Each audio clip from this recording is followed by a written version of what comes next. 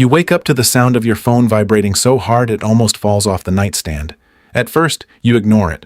Probably another work email, another bill, another reminder that Monday exists. Then you see the notification. Congratulations, your ticket has matched all winning numbers. You stare at the screen. Refresh, refresh again. Your hands begin shaking. You check the numbers. Once, twice, 10 times. They're identical. You just won the lottery. Not a few $1,000s. Not even $1 million. $200 million. For one brief moment, every problem you've ever had disappears. No more rent, no more alarms, no more worrying about your bank account before buying groceries. Your entire future changes in a single second. Or at least, that's what you think. Because over the next few months, you'll discover something almost nobody tells lottery winners. Winning money and keeping it are two completely different games. And the second one is much harder. Your first instinct is obvious. Quit your job, buy your dream car, tell your family, post it online, celebrate. Every movie you've ever watched tells you this is exactly what you're supposed to do. But real life doesn't work like movies. Real life punishes people who move too fast. So instead, you do absolutely nothing. You don't call anyone. You don't post anything. You don't even claim the prize. That sounds crazy. Why would someone wait to collect $200 million? Because the moment the lottery office confirms your identity, your old life officially ends. People won't see you anymore. They'll see the money. And that's a dangerous difference. You lock the ticket inside a fireproof envelope. Then inside a bank safety deposit box. You take photos, videos, multiple copies. Because one tiny piece of paper now represents more wealth than most people earn in several lifetimes. Lose it, and your fortune disappears forever. Now comes the part almost nobody thinks about. Building a team, not a group of friends, professionals, a lawyer, a tax accountant, a fiduciary financial advisor whose legal duty is to protect your interests, not sell expensive products. This isn't about looking rich. It's about staying rich. Because wealthy people don't make decisions alone. They buy expertise. And in your new life, good advice is worth millions. Then reality delivers its first punch. You don't actually get $200 million. That giant jackpot number you've seen on TV, it's designed to grab attention. If you want all of it, you'll receive payments spread over nearly 30 years. Most winners don't choose that. They take the lump sum instead, which immediately cuts the amount almost in half. Then taxes arrive. Federal taxes, possibly state taxes. Various deductions. By the time everything settles, your $200 million has quietly become something closer to $70 million. Still life-changing, but nowhere near what your imagination pictured. It's your first lesson as a millionaire. The number everyone sees is rarely the number you actually keep. Your lawyer asks a simple question. What kind of life do you actually want? It sounds easy. It isn't, because you've spent your whole life dreaming about becoming rich. You've never spent time thinking about what happens after. So you write everything down. A house, travel, helping your parents retire, supporting your siblings, starting a business someday, investing enough that you'll never need another paycheck. For the first time, money becomes a plan instead of a fantasy. Then comes another uncomfortable conversation. Family. Your lawyer says something that feels cold. Decide today how much you're willing to give away. You immediately push back. They're family. He nods. I know. That's exactly why we're deciding now. Because once people know you have money, every emergency suddenly becomes your emergency. Every business idea becomes your investment opportunity. Every financial mistake becomes your responsibility. Not because they're bad people, because money changes expectations. You create a family trust, a fixed amount, no exceptions, no emotional decisions at midnight, no guilt-driven transfers. Future, you will be thankful that present you made this decision. Weeks later, it's finally time. You claim the prize. The cameras flash. Reporters smile. Microphones appear from every direction. Questions fly through the air. How does it feel? What's the first thing you're buying? Any message for the world? You smile politely. Answer almost nothing. Collect your check. Leave. The internet, however, never leaves. Within hours, your name spreads everywhere. Old classmates suddenly remember your birthday. People you've never met somehow know your hometown. Random accounts start following you. Journalists begin searching for your address.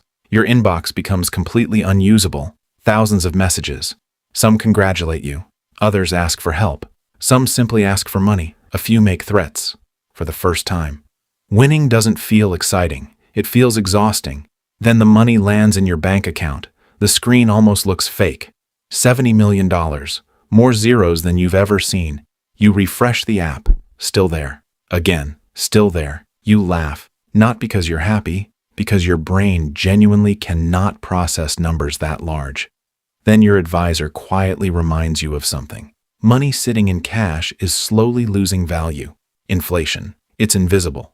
Every year your dollars quietly buy a little less. Even millionaires can't escape it. Money has to work. Otherwise, it slowly shrinks.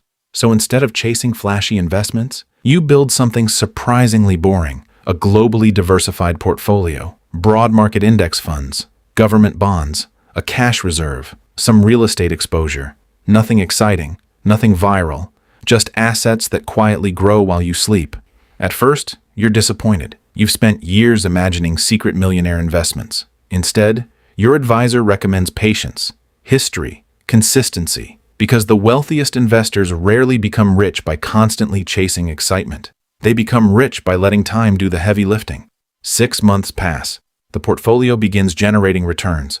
Not every day, not every month. Markets rise, markets fall. Some headlines scream about crashes. Others predict endless growth. You stop checking every morning because you've learned something ordinary investors spend years discovering. Volatility isn't the enemy. Panic is.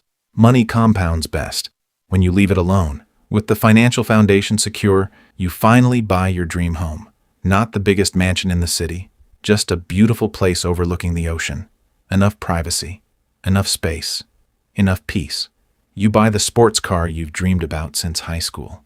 The feeling is incredible. For about 2 weeks. Then, it becomes normal. The house becomes normal. Business class flights become normal.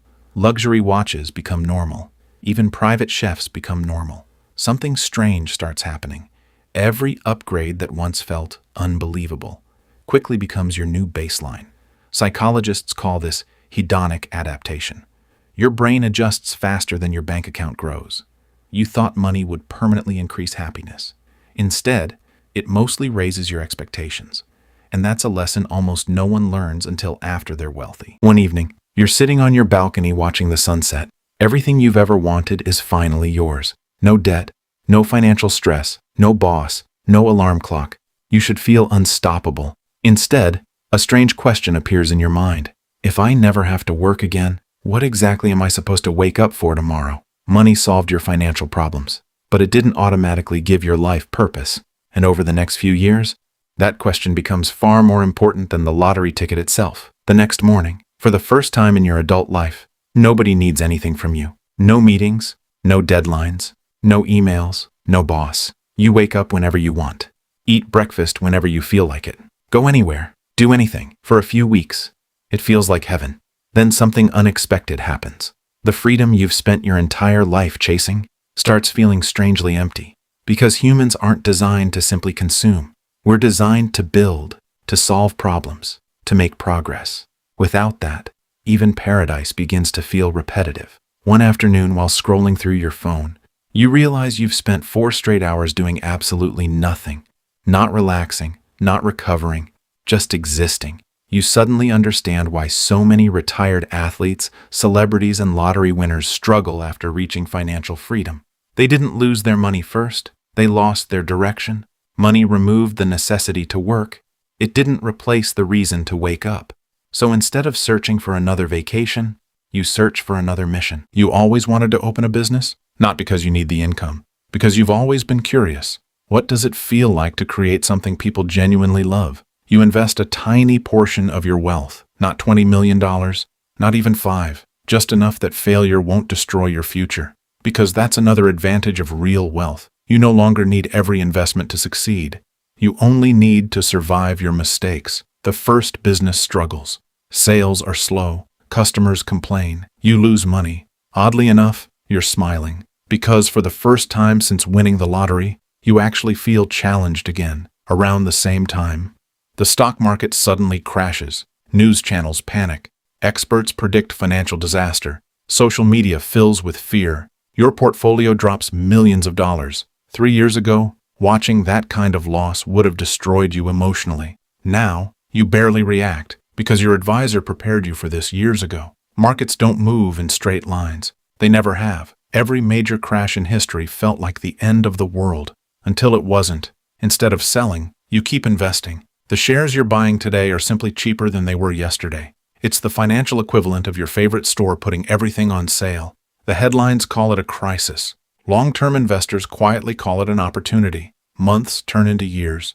Eventually, the market recovers, then reaches new highs. The temporary losses become distant memories. Once again, patience beats panic. Meanwhile, your relationships continue changing. Some friends disappear, not because they're jealous, because they no longer know how to relate to you. Others stay, not because of your money, because they genuinely enjoy your company. You begin noticing something fascinating. The people who constantly ask for money rarely ask how you're doing. The people who truly care about you rarely mention your wealth at all. For the first time, you understand the difference between being valued and being useful. It's an expensive lesson, but a valuable one. A decade passes. You're older now. The excitement of winning the lottery has faded into memory, but something remarkable has happened. Your $70 million didn't disappear. It quietly grew. While you were living your life, businesses kept producing profits. Companies kept innovating. Dividends kept arriving. Investments kept compounding. That's the magic most people never see. The first million usually comes from work. The next millions often come from ownership. Money begins making money. Then that money begins making even more money. Eventually, time becomes your greatest employee, working every hour, every weekend, every holiday, without ever asking for a raise. Looking back, you realize something surprising. The lottery wasn't the reason you stayed wealthy. It was simply the opportunity. The real difference came from thousands of quiet decisions nobody celebrated. Not buying everything, ignoring bad investments, saying no more often than yes, living below your means, even when your means became enormous. Letting compound growth do what excitement never could. Because wealth isn't built by one lucky moment. It's protected by countless disciplined ones. Years later, a journalist interviews you. Everyone expects the same answer. What was the best thing you bought after winning? The mansion? The sports cars? Private travel? Luxury vacations? You smile, then shake your head. The best thing I bought was time. Time with your parents while they were still healthy. Time to watch your children grow up. Time to learn new skills. Time to start businesses without fearing failure. Time to say yes to experiences, instead of saying yes to overtime. Money didn't buy happiness directly. It bought control over your time, and control over your time quietly changed everything else. As the interview ends, the reporter asks one final question. If you could go back to the day you won the lottery, would you do anything differently? You think for a moment, then answer honestly. I would have spent less time thinking the money would change me, and more time thinking about who I wanted to become. Because that's the truth most people never hear. Winning the lottery doesn't automatically create a great life. The money can't choose your habits. It can't choose your friends. It can't choose your purpose. It can't choose your character. Only you can do that. One ticket can change your bank account overnight. But the life you build afterward is still decided by your choices. And in the end, that was the real jackpot.